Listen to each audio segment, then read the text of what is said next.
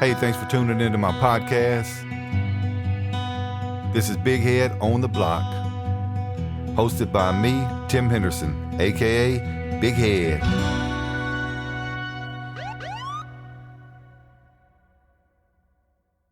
Hey, welcome back to Big Head on the Block. Today we're going to talk to you about the Chief of Police application process and the interview with the committee. First of all, the Chief of Police application was so tedious. I had a 32-year career at the time. Every time I was transferred or promoted, I had to fill out a different block, almost like you changing jobs. So just imagine how many times, I went to the intelligence division, crime gun intelligence division. I went to burglary. I went back to uniform patrol. I became a sergeant. I became a lieutenant. I was the chief of police in Killian. I worked at LSU Police. I worked at East Baton Rouge Parish Sheriff's Office. So the actual, and they wanted dates. So you had to call the training academy and staff and get all these dates, which was very time consuming. But me and the rest of the applicants, we went through the process. I think 24 of us were scheduled to take the test, and maybe 22 showed up. So the day of the test, we were notified of the date and time. We show up around 8 or 9 in the morning. I don't remember exactly. And to show you how long of a day it was, I think I finished up around 4. I was one of the last few finished because we all had to do a written test, but we also had to do a press conference.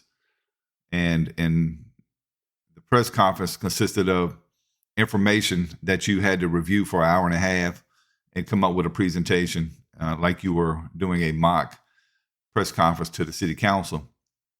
Then they had one follow-up question at the end. So you got 150 or so questions. You took a lunch break. You came back. You prepped an hour and a half for the press conference or the mock press conference that you had to give. Then you actually did it. So you went into a room. They had video cameras rolling. You had to give them information on a mock city with mock situations. And you had to do a lot of studying, man. It was a lot of material to cover within an hour and a half. Now, I made about 7 pages of notes, but I had memorized it enough and I had enough insight to where when I got to the actual interview and got to the podium, I didn't even put my glasses on because I realized that I already had the content in my head and there was no reason for me to review the notes. And that's kind of how I roll, man. I try to be prepared. I try to speak from the heart and use my knowledge and wisdom. And I think maybe you'll see that later in this in the interview process that we're going to let you hear. So after that was over, I felt cautiously optimistic that maybe I passed. When the test results came back a few weeks later, I scored an 80. The minimum was 75. The maximum score that somebody had was a 91. I had an 80, which out of the 22 or so people, I was right in the middle. I was either like 11th or 12th. So I was in the middle of the pack. And I was really happy about that because, like I said, the minimum was 75. Well, the next thing that happened was we were contacted for a resume. And through the media, there was indications that we were all going to get an interview. So that's kind of our mindset at the time. Well, I submitted my resume to the mayor after she called. She personally called, and I was grateful, to be able to talk to her and to get that interaction with her. I sent in my resume, and while I was in the waiting process, I went and bought me a new suit or a suit because I've never had a suit before. I have a sport coat and everything, but I wanted to make sure that during my interview I had the right look. So went and bought a suit, waited. Never heard about an interview. They convened this committee. The committee decided on the first day that they were going to start eliminating people. About 4 or 5 people into the elimination process, they were told by council that they couldn't eliminate people that day because they didn't give public notice. And to simplify this, The people that were eliminated, they just didn't interview them. So once it came to my name, I didn't get enough votes to get an interview. And I was like pretty upset about that because we had every indication from the mayor publicly, not through a personal conversation with her, that they were going to give us the opportunity to interview. At that point in time, I paid attention to their agenda. The next meeting they were going to have Monday. This was Friday. The next meeting they were going to have Monday was going to be one where they were going to eliminate the candidates that they did not want to interview. I'm only thinking that they got some negative feedback from that because on Monday, I showed up and sat through about 4 hours of interviews waiting for the item on the agenda to come up to eliminate the people they don't want to interview. At the end of the interviews they had that day, the item was eliminated from the agenda. So I sat there waiting to be able to talk because in a public forum like that, you have 3 minutes to respond to anything that they do. So I was going to just use my 3 minutes to tell them why I thought the process was flawed and that we should get our interviews. But I didn't get that opportunity. Well, oddly enough, when they decided to take it off the agenda, they started giving an additional 5 people interviews. And it was kind of clear at that point that maybe they were going to interview everybody. Maybe they had pivoted and decided to interview everybody, although they didn't say that. So as I'm sitting in the chambers, one of them says, we need to get in touch with Henderson. And one of the ladies said that I was in the audience. So I stood up. They didn't have some of my documents from the original application. And, you know, I didn't really think a lot of it at the time because I knew I potentially was going to get an interview and I was kind of happy about it. But in retrospect, as I was driving home, I started thinking about it. Y'all were going to eliminate me from an interview process without even having some of my paperwork. And some of it indicated, some of the paperwork that was missing reflected time as a lieutenant and time as the chief of police in Killian. So, you know, I just moved on. I didn't make a big deal about it, and I'm still not making a big deal about it. I went to my interview, and I gave them honest answers. I gave them answers that I thought were pertinent to the needs and the desires of not only the Baton Rouge City Police officers and the department, but the citizens. And, you know, like I said, I gave honest answers. So from this point forward, they gave everybody an interview. And on the last day of interviews, they picked the top 5. Now, I didn't make the top 5, and I don't know that I was qualified to make the top 5. But here's the problem that I have. And it's not about the committee. It's not about the mayor. It's just about the process. Here's the problem.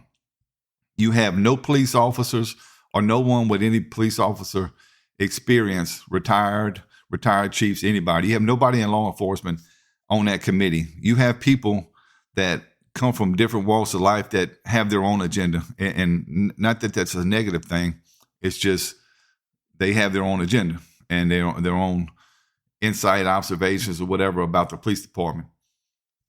You asked me and every other candidate to grant you the opportunity to look at our internal affair jacket and to discuss it publicly or behind closed doors, whichever we chose. I told you anything that you find, I'm willing to talk about it in a public forum. So I was allowing myself to be exposed to anything that you could find and any questions that you would come at me with. I didn't get any. But my next question is, did you ask me anything about my personnel file? No. If you look at my personnel file, and I can't speak for everybody else because I don't know what's in their files, but I'm sure I know a lot of these candidates, and I'm sure there's some good stuff in there. I probably had 25 or more letters of accommodation in my file. Did y'all take any of that into consideration? Did you take anything into consideration regarding the needs of the police department and not just the needs of your individual desires. Did you have anybody there that could vet? I could have said anything. I could have made up anything because y'all didn't have anybody there with police experience that could have said, no, that's not true. That can't work, or that doesn't even sound right. So the process to vet the answers to me was very flawed. I'm not upset over the decision that they made to exclude me from the top 5. I had a lot of independent people review the interview, and they told me that they thought I should make the top 5 after reviewing all the candidates. And to the officers and friends of mine that reached out to me either via text or Facebook, I appreciate the positive feedback. You know, like I said, I was honest. I didn't have any notes. I didn't prepare any answers. I knew some of the questions because I had heard them, but I didn't sit here and harp on, hey, I'm gonna have a written response. You know, the people that showed up with those documents, you know, fine. But when I was in the intelligence division, I handled things the same way. When I was addressing an audience or in a command staff meeting, I always spoke from knowledge, right? Everything that I'm telling these people would be the same thing I would do in a briefing on intelligence, gang members, and stuff like that. I speak from my knowledge and experience. I didn't need to write stuff down because I felt like I could give you competent answers to all the questions because I'm well versed in all aspects of police work. That being said, I'm going to give you the opportunity, if you choose, to listen to the rest of this, and to listen to the end of the podcast. It has my entire interview, and make your own decision. But to the committee that was formed to locate the chief, to identify the next chief of police, in the future, make sure that whenever y'all are interviewing for chief of police, that y'all have somebody with a knowledge of police work via a retired chief, retired lieutenants, captains, you know, somebody with an administrative mind that understands and understand this. Police work is what it is, and we can't make everybody happy. But I want y'all to have the opportunity to listen to my interview, and I appreciate your time. And from Big Head on the Block, I appreciate all y'all's support after going through this process. Good evening, Mr. Henderson. My name is Lamont Cole. I'm the chairman of the Police Chief Review Committee. The way we're going to conduct this interview, you're going to have 3 minutes for an opening statement. The committee members will ask a series of questions. We can ask up to 2. Each member may not ask 2 questions, but we can ask up to 2. You will have 2 minutes to respond to each question, and then 2 minutes to make a closing statement. Let me know when you're ready to begin. I'm ready. On you. First, I want to say that I'm both honored and humbled to be in y'all's presence today, having the opportunity to interview for this.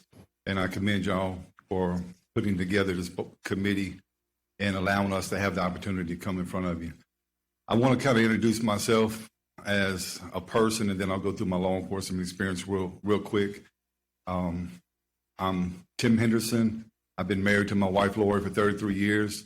I have 3 sons, Tyler, Tim Jr., and Josh. I have 5 grandkids, little Tyler, Matt, Maddie, TJ, and then baby Charlie, who's our granddaughter in heaven. And that's who I'm as an individual. I'm a grandfather, a father, and I'm a husband. As a police officer, I became a police officer in 1990 for no particular reason. I just needed a job, honestly. And I started working at the parish prison. Then I became really intrigued with the concept of doing this police work. I went to LSU Police for 5.5 years.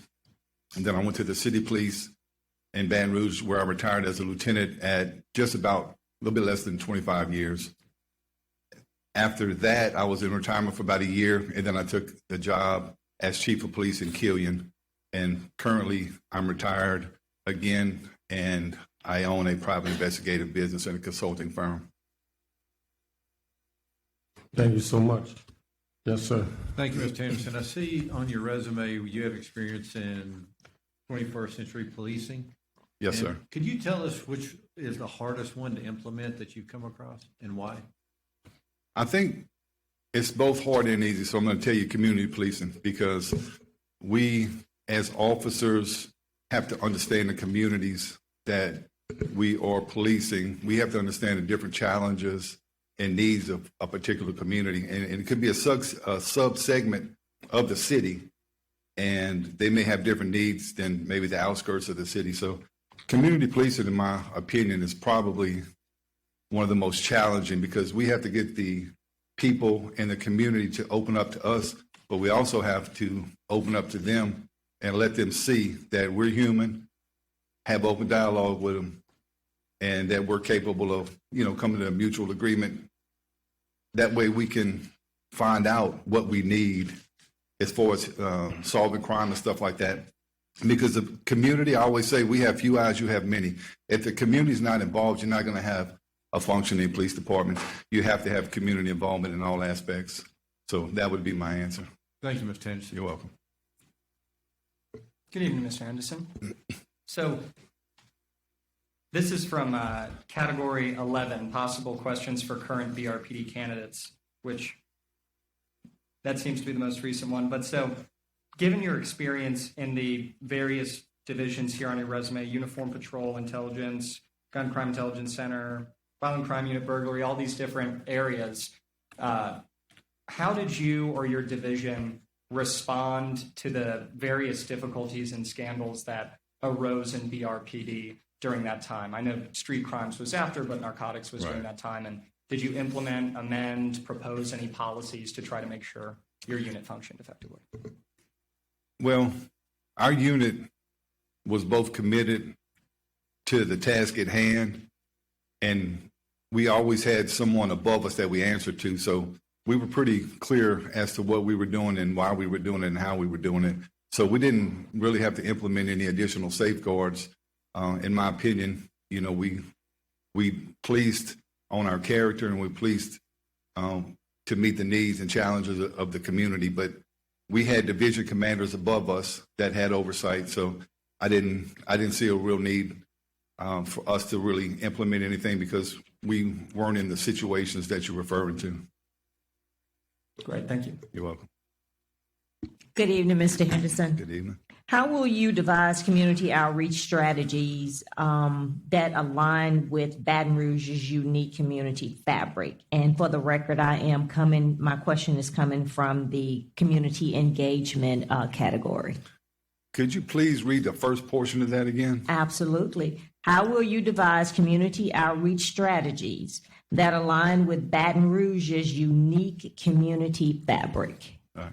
So in the outreach concept, we, as I mentioned earlier, we have to understand the culture of the areas that we're patrolling, and we need to devise plans that fit the specific needs of this area or this area compared to just an overall view of the whole city, because the whole city doesn't experience the same amount of violence, the same amount of, disproportionate financial situations. Some people are more impoverished. There are more impoverished area than others. And, those are some of the areas that maybe we need to spend a little more time. We need to make sure that the youth of today don't live by the concept that violence is respected. We need you to respect education. We need to, change the mindset of our youth right now. And I would focus a lot of attention on that. But you'd have to have a panel. You'd have to have community leaders tell us what is needed in order for us to come up with a good strategy. So it's going to take a little bit of work, forming committees and just talking to people and see what's working. If it's not working, then move on. If it's not working, we're going to go to the next strategy. Not everything works, unfortunately. You're welcome. Mr. Henderson, good afternoon. How you doing? Good, sir. What is the biggest thing or experience that you've done previously that makes you the most qualified for this particular job? I think the biggest thing is I care more than anything, and I probably have cared too much over the years. when I left BRPD, when I retired, I had a little over 3,000 hours of leave built up because I didn't take off a lot. I felt an obligation to the city, to my squad, and to the other people in the community. So I think my compassion for the community, my understanding of the community, not in a community policing concept, but policing your community, you need to understand and be able to engage with people of different races, sexes, creeds. So, I think that would be my answer. Thank you. You're welcome. Thank you, sir. What does your first 100 days look like? Rank the top 5 priorities in your process for accomplishing them. So my first 100 days, we're going to look at efficiency and effectiveness of the department right now. And when I was chief in Killian, that's the first thing that I looked at. We need to know what resources we have. We need to know how efficient and effective everything is that we're doing.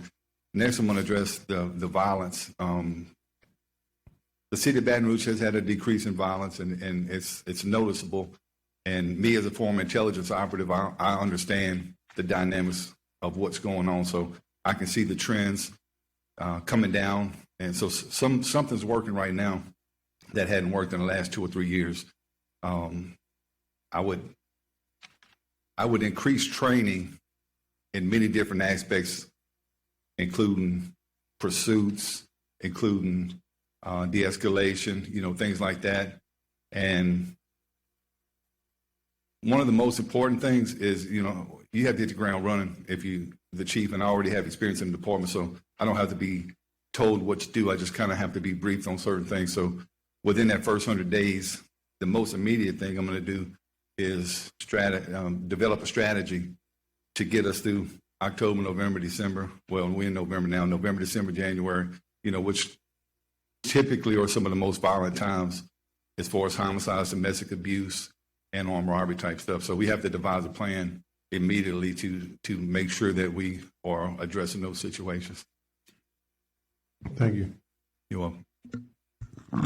Good evening, Mr. Henderson. Good evening. I'm a member of Together Baton Rouge, and one of the issues that's important to us is developing civilian oversight.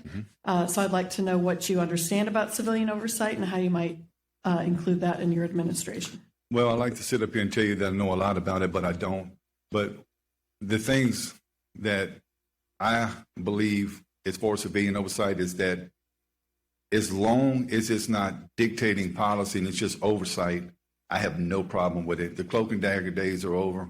The police department needs to be open. People use the word transparent. It's overutilized and it's overused and underutilized. The word transparency doesn't mean a lot to people anymore. So we want you or a committee like this to come in and help us when we do our policy review, because we'll review every policy when I become chief. And we'll show you as a civilian what we're doing and why we're doing it. So I believe that there has to be a place for that oversight. It just can't be in a situation where y'all are doling out discipline and stuff like that. I feel like you should be able to review the disciplinary process, but if you don't understand civil service, if you don't understand the police officer Bill of Rights, then it's kind of hard to include you in something like that. But we want you to know what we're doing and why we're doing it. And that's a guarantee I'll give you as chief of police. My door will never be closed to anybody in the community that wants to know what's going on. You're welcome.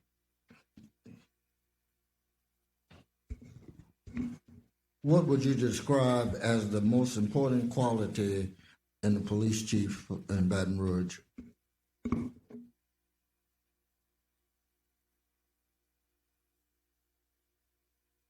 I think the word consistency, but I'll have to say fairness also. You have to be consistent as a chief. You have to have the men and women of the police department respect you. And whenever you're doling out discipline, for instance, you have to make sure that you're doing it fair and impartial and that one person's not being treated different than the other.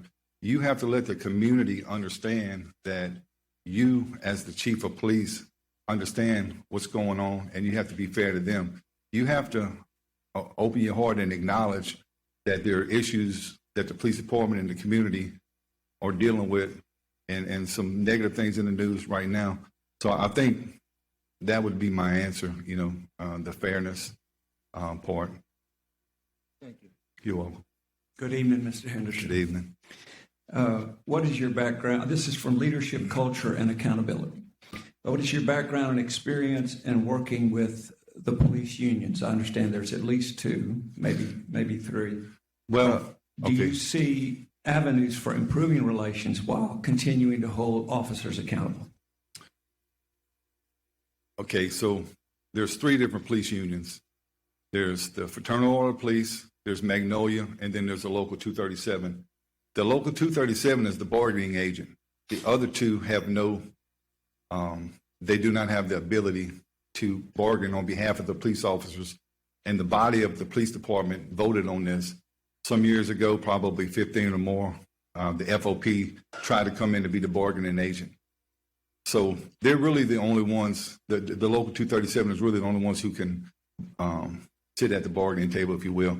But we have to be open to the Magnolia and the Fraternal Order of Police, because they have a segment of the people within the department that might necessarily want to be in the Local 237, but they want the safeguards of a union. So I've never had a problem working with the union.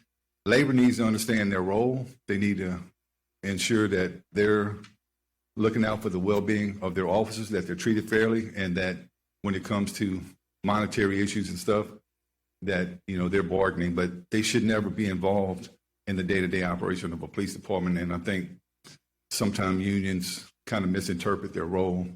So I was a union member for almost 25 years.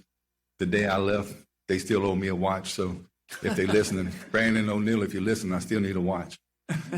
So there'll be no problems with the union. I've always had a good relationship with them. I've stood the picket line with them when we were trying to get money in 2000. It was the informational picket, because police can't, do anything more than informational picket. But, the union's necessary, and there'll be no problems there. Thank you. You're welcome. Good evening. My question comes from standards and strategies. Please discuss with us any new ideas you have for violence reduction in our community. Violence reduction in the community starts with intelligence. You have to have a department that's willing to look at the intelligence, whether it be human intelligence or wherever you get the intelligence from, license plate readers, from cameras. You have to be able to implement those strategies and use what you learn in the intelligence to map out a direction for your department.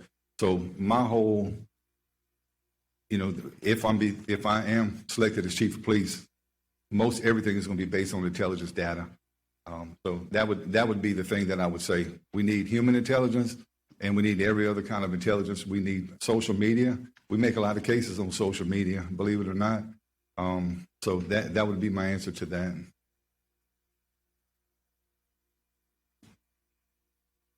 Thank you, Mr. Henderson. I don't have any further questions. Thank you. So I've just got one more question for you, Mr. Henderson. So Yeah. you talked, I believe it was in response to Mr. Cole's question about improving training on things like pursuits this is from Category 8, Data Technology and Transparency. But that question about pursuits, I know that there's some new technology there. There's also new technology in surveillance. And given that you are a licensed private investigator now, I assume that you encounter these technologies a lot. So are there any nascent practices or technologies that you think BRPD could embrace to achieve its mission of protecting and serving? And how would you balance the needs of law enforcement with maybe the privacy interests of citizens? But not about pursuits. Any of the above, Okay. I guess. Well, so one thing I wanted to do when I was chief in Killian, and we didn't have the resources, and I don't know if Baton Rouge has it, but we'll look for grant money. There is a system set up. It's a drone system that you can put an address in, you can type it in, and you can deploy the drone. So my father was killed in a police pursuit in Baton Rouge in 1989, just a few months before me becoming a police officer. So I know the tragedy involved in police pursuits. You have to have police pursuits, but it has to be for something egregious. Years ago, we chased everybody, and those days, they should be in the past. We should chase them only if whatever they have done leads us to believe that they have to be captured as a safeguard to the citizens. You know, we don't want them running loose. So that would be one thing I would look at, that drone, because the drone can follow them, obviously, and it can give us updated pictures and stuff. I don't know all the technology involved in it, but the cameras, I want a camera everywhere. You know, there's big police departments in London, they got cameras everywhere. We're not trying to infringe on anybody's right, but every time you step out into a public environment, I mean, I'm looking around, there's probably 10 or 15 cameras pointed toward me. It's just a fact of life, the cameras are out there. So we're not trying to invade any privacy. If you have cameras at your house and you want to give us access to them, by all means, only give us access to the data that shows a crime or something else. We don't care if your dog was barking and having a good time. We just care about the crime. So we're not going to infringe on anybody's rights. We're going to make sure that everybody that gives us this information gives it to us freely. But the city needs to invest in more cameras everywhere. Thank you very much. You're welcome. Thank you, Mr. Henderson. I have no further questions. Thank you. Thank you, Mr. Hillis. I have no further questions. Thank you. Mr. Henderson, what is your plan, or what are your plans for addressing the off-duty employment policy to ensure the city's security needs are prioritized? Well, extra duty and overtime is a privilege. It's not guaranteed. Your job is to patrol the city or whatever your division is to affect a change in crime. You try to influence crime. When Chief Murphy Paul, when I was in the intelligence division, he once spoke of us as being violence interrupters, and that's what we need to do. So our primary objective is to be a police officer and work within the confines of your scope of duty. That should never interfere with, extra duty should never interfere with it. Now, extra duty is something that I raised my kids on. I've been married 33 years to my wife, right?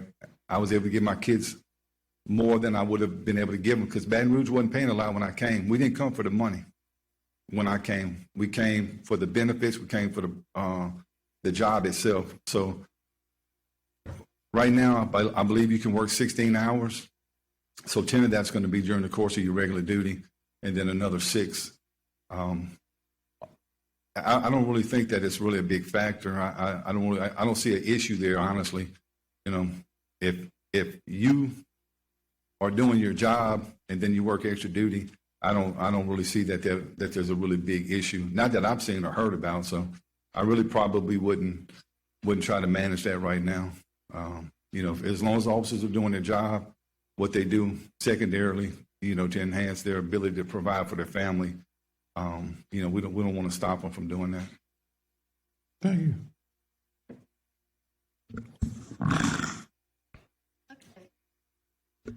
Mr. Henderson, we know that policing is a difficult job and comes with mental health challenges. Right. So can you talk a little bit about officer wellness, well-being, how you might address mental health challenges that officers face, you know, during their job? Well, the first thing I would do if I was chief of police is I would make these districts a little more friendly to the officers. I would have and they're really antiquated, all the areas that some of these buildings they was here way before me. So I would try to make an area where they can have roll call, where they can get their assignments, but also just a common area for them to be able to relax a little bit and debrief, because uniform patrol officers specifically, they encounter everything. Everything's an unknown variable to them. Every time they go to a call, something unique is going to happen. And if they're put under stressors that maybe they're not ready to deal with, or they see that they can't deal with it, then we need to make sure we debrief. If we have a major incident, we need to make sure we debrief. When I first became a cop, you know, you sucked it up. You didn't really talk about things, and I'm sure some of the older people here kind of grew up the same way I did. Those days are gone. If you have emotions, you have to let them out, because if you don't deal with them now, you'll deal with them in 20 years, right? So at the end of your retirement, all this will kind of manifests itself. Certain things bother people more. One of my first calls that I went on when I was in Scotlandville, there was a deceased baby who was on the table. And for the life of me, when I walked in there, it was 6 o'clock in the morning. I was like, kind of taken aback that the baby wasn't in a blanket or anything. And stuff like that. And that's probably 27, 28 years ago. Stuff like that stays with you. So you need to talk about it. I have a good wife, and my wife has been a good sounding board, and she lets me, tell her about stuff. But you also have to have friends. You have to have counselors. BRPD have chaplains. They have peer support. We need to make it clear that it's not a macho thing anymore. That them days are gone, right? I tell my kids, all of them were cops. God gave us emotions for a reason, right? He gave us emotion for a reason.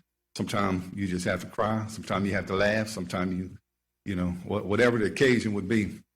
So I would say, and I've told people this that worked under my command, I fancy myself a tough guy, but I promise you, this is bothering me right now. So let's talk about it, right? I ain't embarrassed. We got to take the embarrassment component out of it. You're welcome. No further questions. Thank you. Mr. Henderson, are there any other changes you would make if you were chief, specifically? Well, for morale, I was a street cop most of my career. I worked in intelligence division, crime gun intelligence, but I always consider myself a street cop even though I was in these other divisions because I based my success on the community. And when I say street cop, I just mean a uniform patrol officer, right? But I was comfortable in the community, and I want the uniform patrol officers to not only be comfortable, but one thing I'll address is this. They're always treated, not intentionally, but they treated like lower class citizens within the police department. They don't have all the advantages that a lot of the detective divisions have. So one thing I'll do is prioritize them. I want to make sure they got good cars. I want to make sure they got good equipment, make sure they got good training. I want to make sure that their funds allocated for them to go to train in Jacksonville, Florida at a conference that they need because they're really the first people that see everything. The detectives know what they're doing because they're a homicide detective, they're a burglary detective, armed robbery detective. So I think one of my strategies would be to get those guys and girls happy, get them trained, make sure they're well equipped, and teach them how to talk to people and teach them the community loves you. I don't care what anybody says. I was on these streets in every city, in every neighborhood in Baton Rouge. The community overall loves the police department, and the police department needs to love them back, and which they do. But we need to have open communication lines, and so that would be my priority is to get the people of uniform patrol happy because they're the face of the division. They're the face of the department. They're the ones that you see. You see the squad cars cruising around. They go to calls when they're at your house or my house, whatever.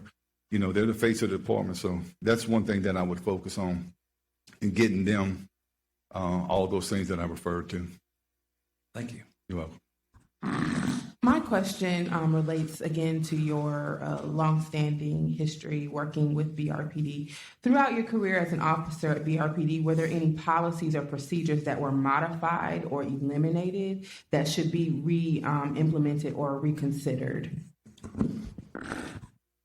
I don't recall. Well, there was a pursuit. Not a pursuit policy. I'm sorry. There was a rec policy that was really awful for years.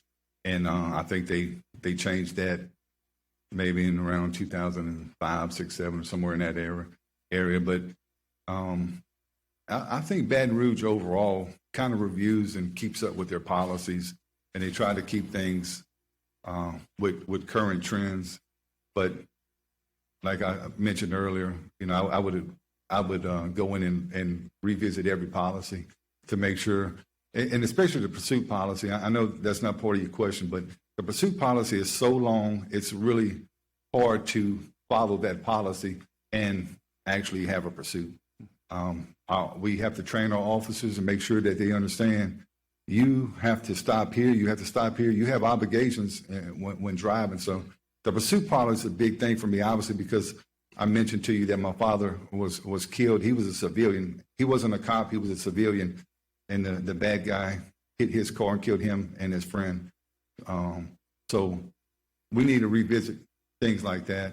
But there's not really any that I can say that changed. I mean, there was a couple laws that were changed, like domestic violence gave us the opportunity to arrest people even if the victim didn't want to. So they kind of helped guide us with that. But as far as policies, I can't really think of any. You're welcome. Closing statements. Well, I do appreciate the opportunity to come here. And as a committee, you have a huge obligation in front of you to narrow down the list of candidates to the top 5. And I hope that you use your heart and your intellect to make good decisions. And I do appreciate the fact that y'all gave us all the opportunity to interview. To the men and women of the Baton Rouge Police Department, I don't really want to talk about myself. I want to talk about them. You have the opportunity to have an administration change.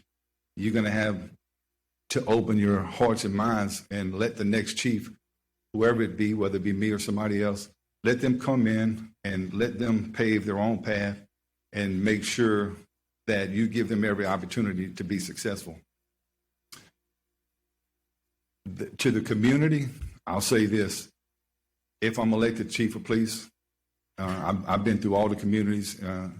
I would tell my guys and girls to go out there and make friends in the community. Like I said, we have few eyes, you have many. So it's important that our officers utilize their skills and resources to help the community. And let's try to bring Baton Rouge. It's not complicated. Open lines of communication. Me and you have differences. Me and you have differences. We can talk. And look, we may never agree, but guess what? We can walk away friends and shake hands or pat each other or hug each other. So, I challenge y'all. I challenge the men and women of Baton Rouge City Police, and I challenge the community to all let's bring everything together. Thank you. Thank you. Thank you. Thanks for tuning in to this episode of Big Head on the Block. I'm Tim Henderson, the host. I look forward to dropping another podcast soon. Please give us any comments, likes, dislikes, or any topics y'all would like to discuss. Thank you.